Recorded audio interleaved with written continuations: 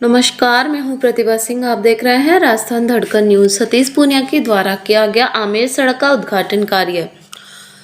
आमेर में कुछ समय पहले सतीश पूनिया के द्वारा पैदल यात्रा की गई थी।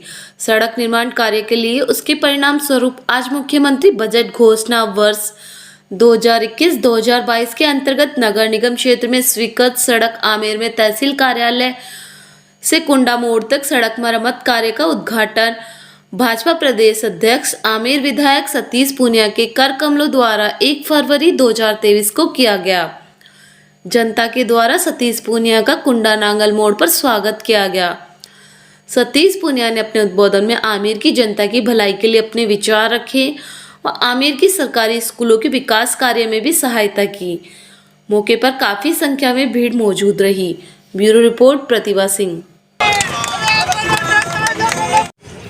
और निगम के बारे में मुझे कहने की आवश्यकता ही नहीं है कि निगम कैसे काम करती है।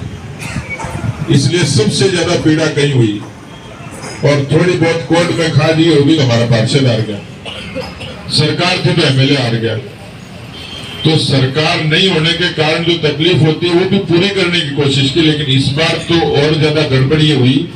ये जो सरकार थी, मैं खाली एमएलए होता तो काम चल जाता, तो मैं उनकी आरती उतारता, पैर पकड़ता, लेकिन गलती से मैं पार्टी का अध्यक्ष बन गया।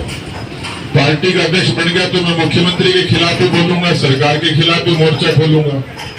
अब ये लड़ाई का नुकसान ये हो गया कि उन्होंने तो मीटिंग करके तय कर दिया कि जिस आमेर का सतीश पूनिया विधायक है उसका कोई काम नहीं करना, करो तो अड़चन पैदा करना। बीसलपुर सबसे बड़ा उदाहरण है। ये सड़क के देखिए, पिछले 4 सालों में आमेर कस्बे के लिए सरकार ने भेदभाव किया, कोरोना के कालखंड में भी किया। मेरे विधायक मत के पैसे देने के बाद भी राशन बांटने में कोताही करी, उसमें भेदभाव किया। उसके बाद लगातार निगम को इतना पंगु कर दिया कि जब उनके यहाँ बात करते हैं तो वो कहते हैं कि हमारे पास बजट नहीं है। मैं इस मुख्य सड़क के लिए, क्योंकि दुनिया में, भारत में जो पर्यटक आता है, हर तीसरा पर्यटक राजस्थान आता है और राजस्थान में आमेर जरूर आता है।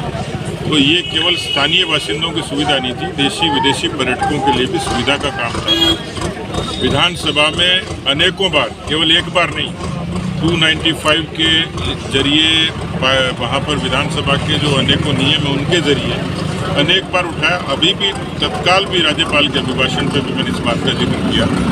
जब बिल्कुल रास्ते बंद हो गए थे तो मुझे 3.5 किलोमीटर पैदल चलना पड़ा।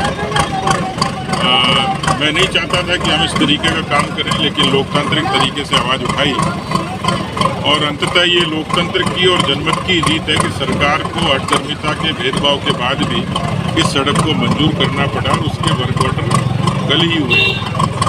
तो मुझे लगता है कि एक बड़ी सुविधा तो होगी।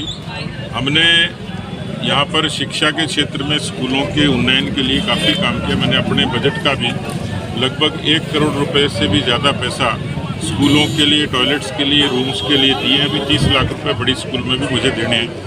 बच्चों के स्कूल में 2 कमरे प्रस्तावित हैं। कुंडा की स्कूल को हमने CSR से पूरा डिसमेंटल करके नई भवन हम लोगों ने बनाया है। पीली की तलाई में जो राउंड टेबल है उसके जरिए नई बिल्डिंग बनाई, समसा के जरिए काम हुआ है। तो दरअसल लोकतंत्र में जब जायज़ तरीके से बात नहीं सुनी जाए तो आवाज़ को और मुकर करना पड़ता है। मुझे खुशी है कि आमेर के कार्यकर्ताओं का, आमेर के जनता का सहयोग मिला और हमें ये बड़ी सफलता मिली है।